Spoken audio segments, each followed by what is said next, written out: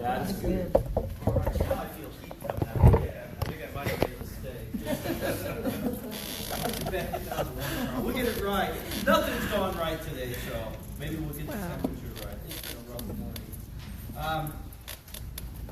Gosh, it's really hot here. All right, if you go to the grocery store, which, by the way, this week I downloaded an app for one of the grocery stores, and has coupons on it. And what I like is, when you go to the cashier, they don't tell you certain things like on the weekends you get double fuel points, right? And so I downloaded the app, I downloaded the coupon, so now I get double fuel points, but no one tells you that unless you do it. But if you're going to the grocery store and you want to get a Tombstone pizza, you don't go where the produce is. It's not there. Okay, you would think that would make sense, right? But that's not how we practice most of our life. I know what video this is. Doggone it. This computer won't play it. I have a YouTube video, live concert. Still haven't found what I'm looking for. Oh, see? Okay. Yeah, that was the point I was trying to make. You have to, if you want to find something, you have to look in the right places. Just like if, never mind. Yeah, if you want to find something, you have to look in the right place, or you're not going to find it. So Zach just read for us Mark chapter 9, right, verses 14 and following. And that passage follows what story? What took place right before that? Jesus is with Peter, James, and John. And what took place? They went somewhere. Give you a hint. It was on top of a hill, top of a mountain, and something happened. No. A cloud came down, and something happened.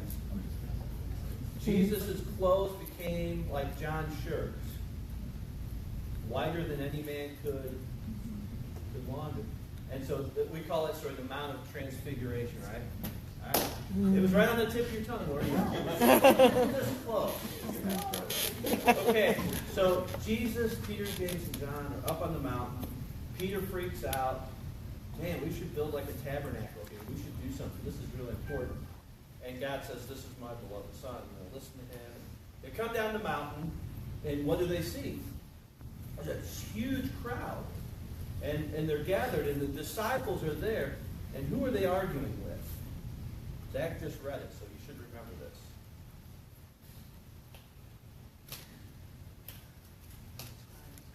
The scribes, thank you there. Okay, someone was paying attention, right? So they're arguing with the scribes. And Jesus comes up to them and he asks them, what are you arguing about? And the disciples had floundered. Now remember, earlier in the Gospels, Jesus sends out the disciples and about 50 other people, because it's 72. And he says, in Luke chapter 6, I forget where, I give you authority to do what? Cast out demons. It's plain and simple. I give you authority to cast out demons. They come down, and the scribes and the disciples, they're arguing. Jesus, what are you arguing about? And this guy is there, and he's like, I brought my son to you. That's what he said. I don't know if you caught that in the pastor. I brought my son to you. Right? Of course, Jesus isn't there. He's up on the Mount of Transfiguration. And your disciples, they couldn't cast it out. They couldn't cast out this demon, right? And so, Jesus and him have this back and forth. They're talking, what am I going to do with this faithless generation? Is he talking to the dad? Is he talking to the scribes? Is he talking to his disciples? Is he talking to a great crowd? I don't know.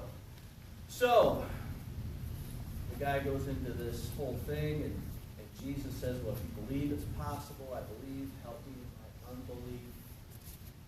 And the demon-possessed kid goes into these convulsions. Jesus says, you deaf and mute demon, get out of him and don't ever enter him again. Because remember, Matthew chapter 12, Jesus talks about how a demon, once it's out, your house is well swept. In other words, your head, and it comes back and brings a couple more demons even worse with them. So demons at that time could come and go. Get out and don't ever come back. And then the disciples are like, man, why couldn't we do that, Jesus? Because remember, he's already given them authority to cast out demons. And in Mark's account, Jesus says this kind of only comes out by prayer. Sometimes ancient manuscripts that have been found add in prayer and fasting. It's a spiritual, supernatural thing. All right, so Jesus comes down, and they're arguing with I call them scribblers. I mean, the technical term is scribe here, but what do we know about these guys? It seems like all through the Gospels, Jesus is arguing with the scribes and the Pharisees, right? So we know they're two different people. What do we know about these scribes?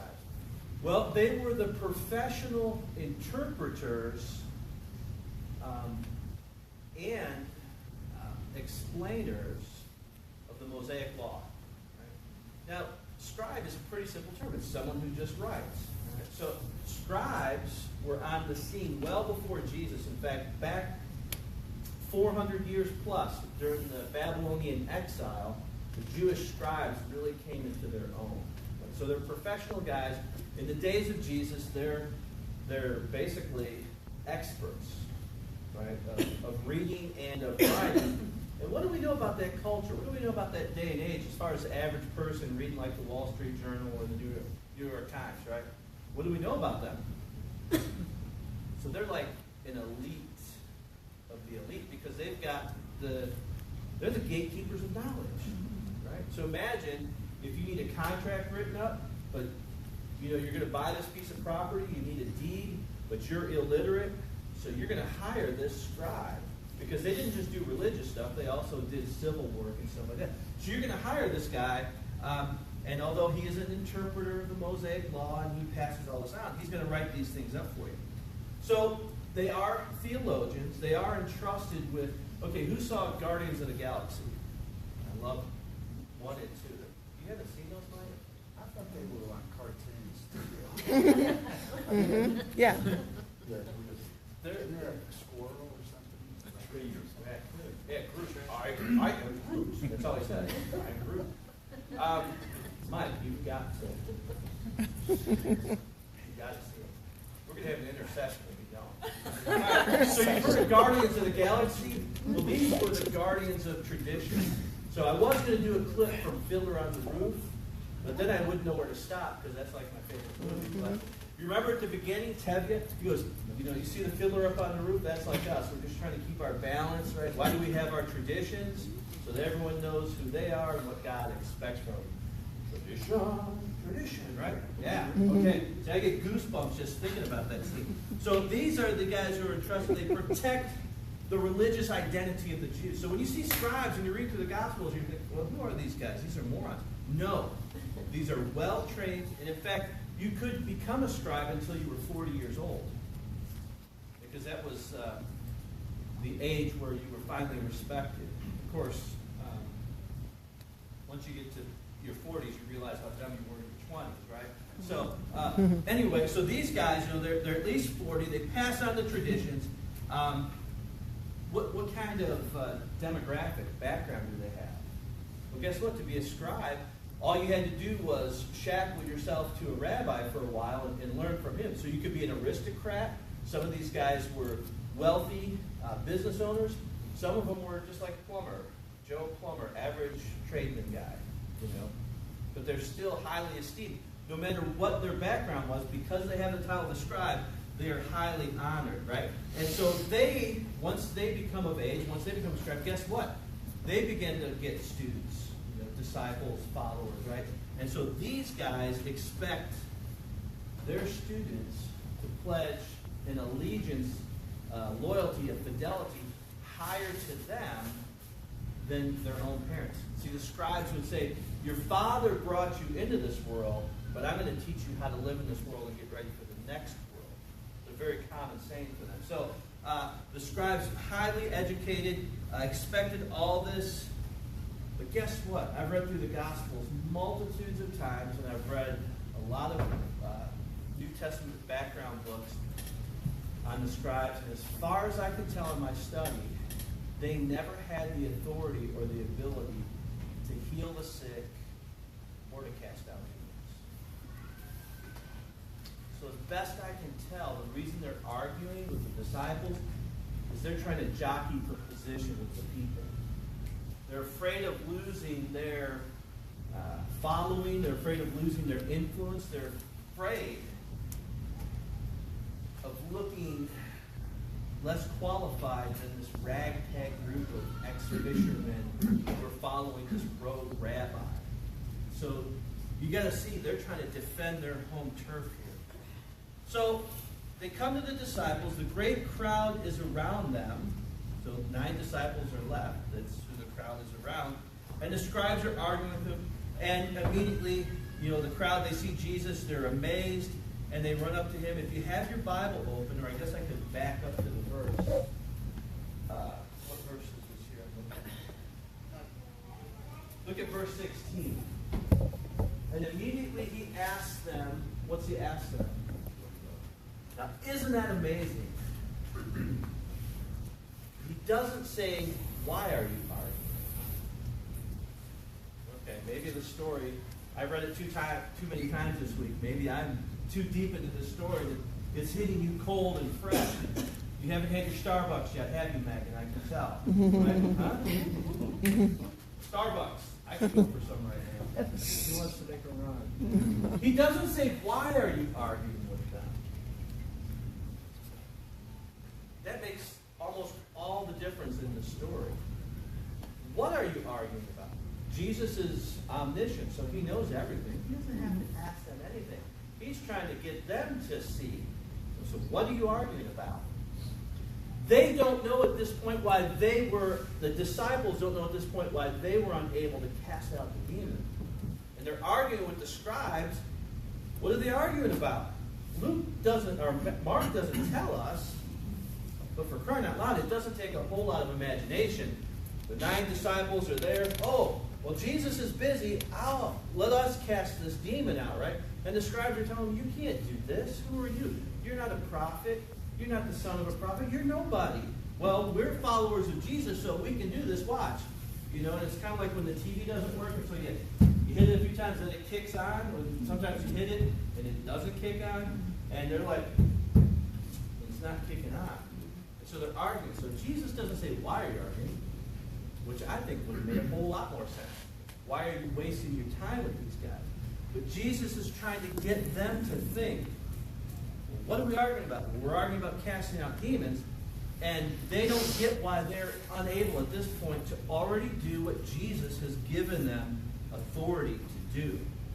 So, what are you arguing about? And, of course, we don't get the answer, but someone from the crowd, verse 17, answers, Teacher, I brought my son to you. You are here. He has this spirit that makes him mute. And whenever it seizes him, it throws him down, and he foams at the mouth, he grinds his teeth, and he acts like a teenager who broke curfew, and he becomes rigid. And so I asked your disciples to cast it out, and oh my goodness, they were not able to. I don't know if you give a lot of thought to the demonic. Fortunately, we live in an age where demons don't just randomly take control of people. But I can make a joke, but I'm not going to. I'll show some self-reserve there. But think about people that you think are demon-possessed, maybe. And typically they're adults, right? Typically think of older, wicked people. Imagine living in a day and age when children, who are typically thought of as what? Innocent, sweet. Well, some of those don't sound typically, they're innocent and sweet, right? That's how much power evil can have. And to think about it, it possesses this boy, and when the demon takes control, he can't speak, he can't hear, he's foaming at the mouth. Of course, the dad will go on to say that he's trying to throw the boy into the fire and into the water to destroy him.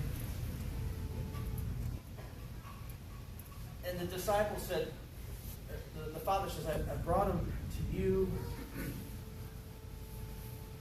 your people weren't able to cast them out. What's that express? What's that communicate? It begins with the letter D. Disappointment. Have you ever been disappointed by God's people? I was going to title this sermon, Don't Trust Christians. But then I realized they weren't Christians yet because Jesus hadn't died. And then I was going to say, Don't Trust God's people.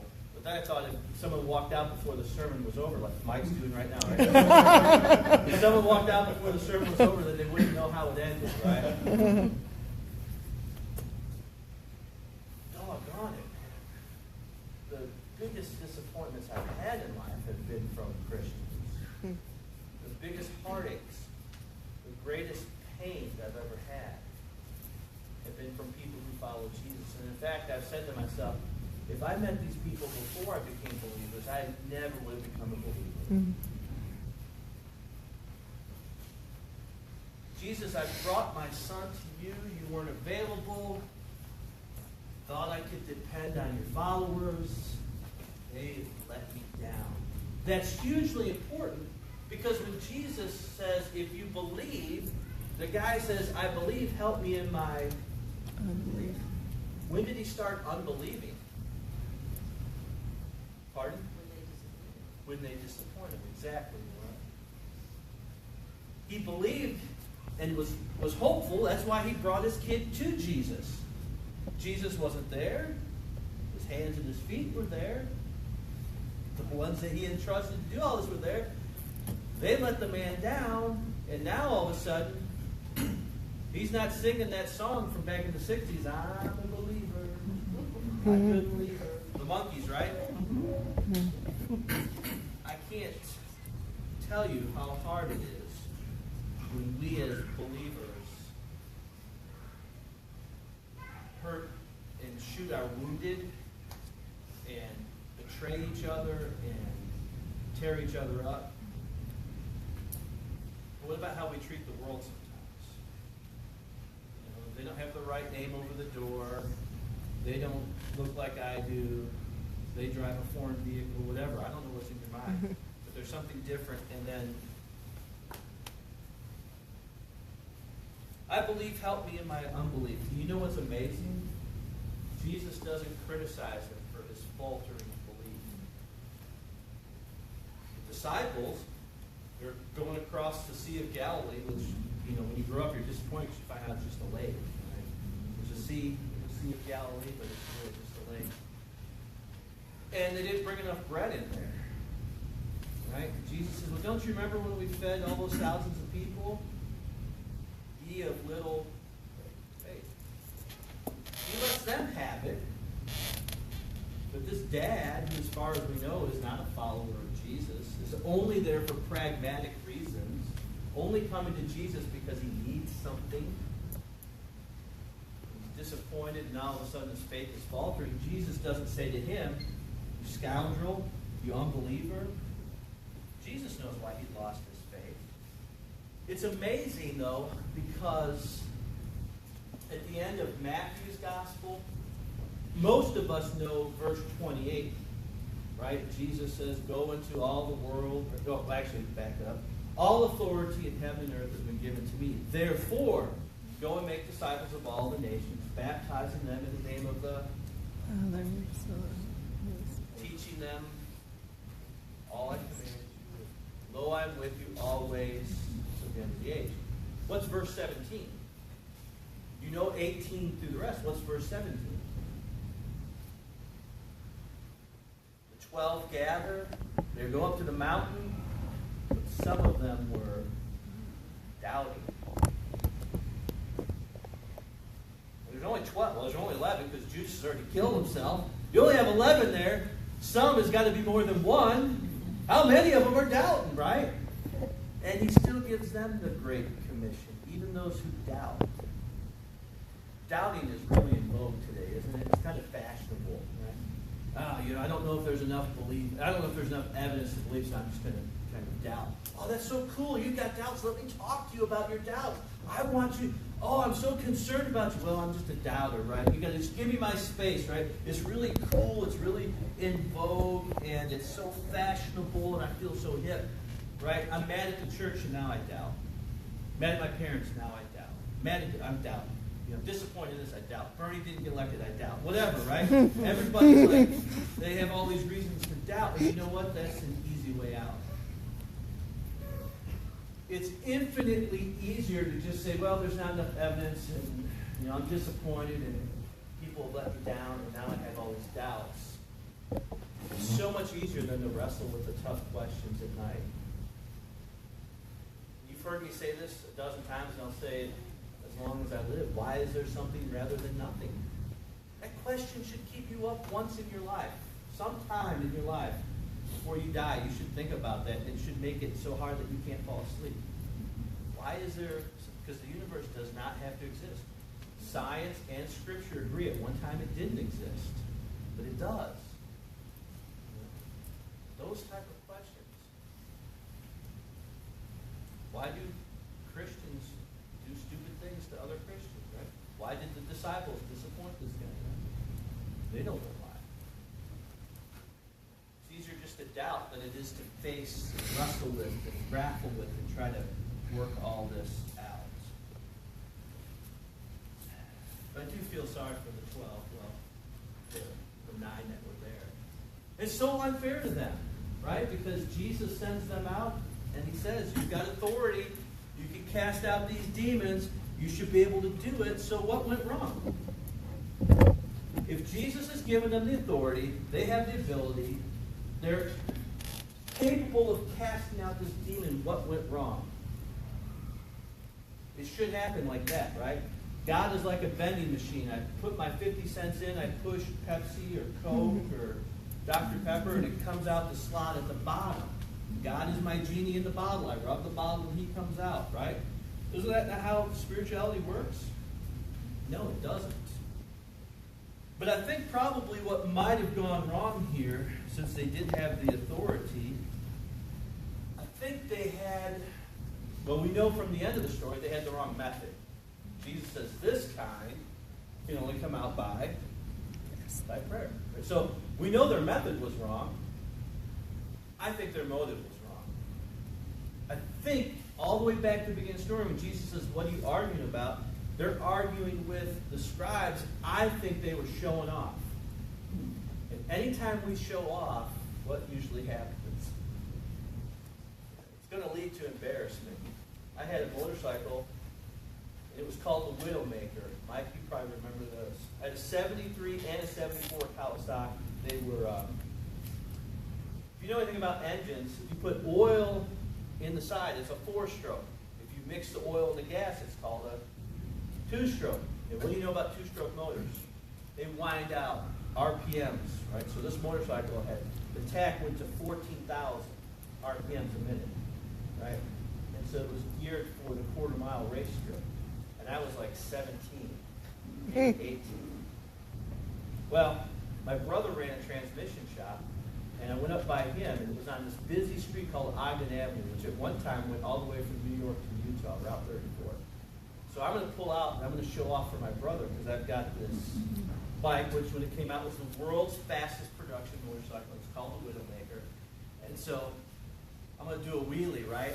So I pull out in 4 lanes of traffic, I dump that clutch, and that thing fishtails and throws me down, and I almost get run over by a 4-wheel drive truck. I remember it like it was yesterday. What was I doing? Showing off. How did that work out for you? It didn't, right? So I think they were showing off, and I think it was a phenomenal wake-up call for them, because they thought, "Oh, look what I can do." So they go back into the house. You know, Jesus has cast out this demon because he has all authority and all power. Tells them not to come back because we know that at that time demons could come back. Don't come back. Stay out of them. And the disciples get back in the house. They're too embarrassed to ask him in front of the crowds or the scribes, why couldn't we do it? So he explained it to them. So, remember I started out saying, a lot of things about the video not really anything. I started out saying if you want to find something, you have to do what? You've got to look in the right place, right? So if we trust, and this is not a slam against Christians at all. We are the hands and the feet. We're imperfect people. We're a work in progress. But what I'm trying to say in the most positive way and not in a negative way, if you put your trust in people for what only God can do, right? There are certain things that God's people can do for you, but there are certain things that only God can do for you. Does that make sense? So if you put your trust in people for what only God can do, you will end up disappointed, maybe a little bit bitter.